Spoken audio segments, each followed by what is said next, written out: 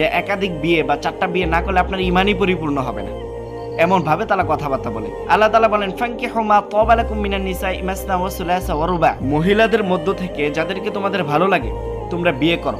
মাসনা 2 পর্যন্ত, ওয়া সুলাসা 3 পর্যন্ত, ওয়া রুবা 4 পর্যন্ত তোমরা বিয়ে করতে পারবে। এই 4 পর্যন্ত অনুমতি দেওয়া হয়েছে। তো আয়াতের এতটুকু অংশ পরেই কিছু মানুষ, যেই বেটার একটা বিয়ে করারও যোগ্যতা নাই, বউ পালার মুরাদ নাই, সেই বেটাও লাফিয়ে উঠে এতটুকু শুনেই যে 4 বিয়ে পর্যন্ত ইসলাম জায়েজ করেছে, যে এতটুকু অংশ মানে আয়াতের এই অংশটা শুনেই সে লাফ দিয়ে উঠে যে সে 2টা বিয়ে করবে, 3টা বিয়ে করবে, 4টা বিয়ে করবে। পরবর্তীতে আল্লাহ তাআলা যে কি বলেছেন সেটার দিকে সে ভুলেও ভ্রুক্ষেপ করে না, মূর্খতার পরিচয় দেয়।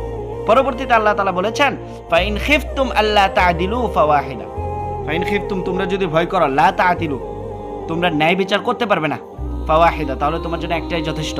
সেই একটা পালার মুরাদও যদি তোমার না থাকে তাহলে একটা বিয়ে করাও তোমার জন্য হারাম। এতই সহজ। এই আয়াতে আল্লাহ তাআলা কি বলেছেন যে তোমরা 4টা বিয়ে করো?